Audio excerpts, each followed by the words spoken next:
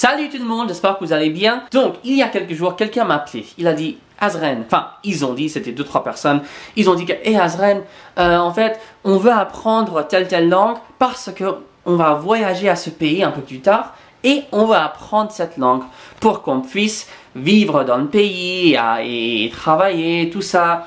Mais par contre, ces personnes, pour être honnête, je pense qu'il y a peut-être une personne, deux personnes qui aiment bien apprendre des langues, c'est quelque chose qui les intéresse.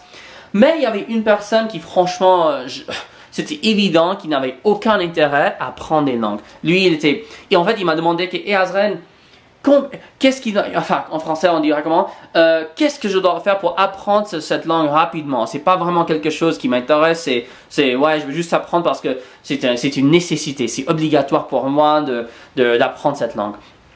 Et moi, immédiatement, je me suis rendu compte que waouh, cette personne, il va avoir beaucoup de mal à apprendre la langue qu'il voulait apprendre. Il va avoir beaucoup de mal. Parce que franchement, si tu veux apprendre quelque chose et tu n'as aucun intérêt, c'est fini, hein. En fait, tu peux l'apprendre, hein. C'est comme il y a beaucoup de personnes qui vont à l'école et étudient les mathématiques ou l'histoire ou la géographie, quoi que ce soit, et ils n'aiment pas le cours, hein. C'est vraiment quelque chose qui n'est pas très intéressant. Et ils réussissent comment dire, à terminer, à finir le cours et avoir des bonnes notes, tout ça. Mais finalement, c'était quelque chose qui était très difficile, qui était très stressant. Et je pense que pour cette personne qui me parlait il y a quelques jours, je pense que ça va être très difficile pour lui, hein, franchement, parce qu'il faut avoir un intérêt. Et donc moi, en fait, pour moi, je pense que si tu veux apprendre une langue, que ça soit le français, le chinois, le japonais, le mandarin, le cantonais, l'anglais, le français ou whatever, quoi, whatever.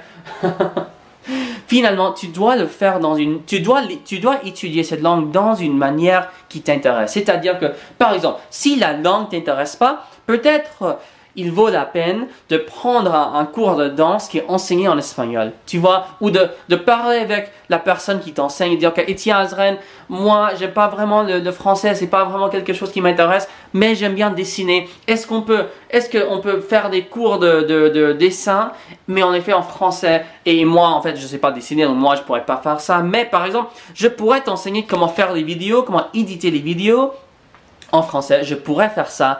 Et donc comme ça, tu as une motivation pour apprendre cette langue, tu as une raison pour l'apprendre. Tu fais genre, en fait, je n'aime pas beaucoup le français, mais j'adore éditer les vidéos. Et donc, en fait, si je veux apprendre comment éditer les vidéos, je dois apprendre un peu de français pour que je puisse comprendre ce que mon professeur me dit. Donc voilà, finalement, je ne sais pas pourquoi je voulais partager cette histoire, mais c'était quelque chose qui vraiment m'a marqué quand je parlais avec cette personne au téléphone. Et ouais, c'était quelque chose qui m'a vraiment marqué. Donc voilà, merci beaucoup pour m'avoir écouté. Et en fait, s'il y a quelqu'un qui parle français très, disons comme première langue, j'ai une question pour vous parce que en fait, je me doute un peu. En français, est-ce qu'on dit merci pour m'avoir écouté ou est-ce que c'est merci de m'avoir écouté? Je pense que c'est deux, mais en fait, je suis pas certain. Donc s'il y a quelqu'un qui parle français, enfin comme leur première langue, si vous pouvez me corriger, s'il te plaît, ça serait super sympa. Et ouais, voilà. Ok, merci beaucoup, à la prochaine, salut, bye.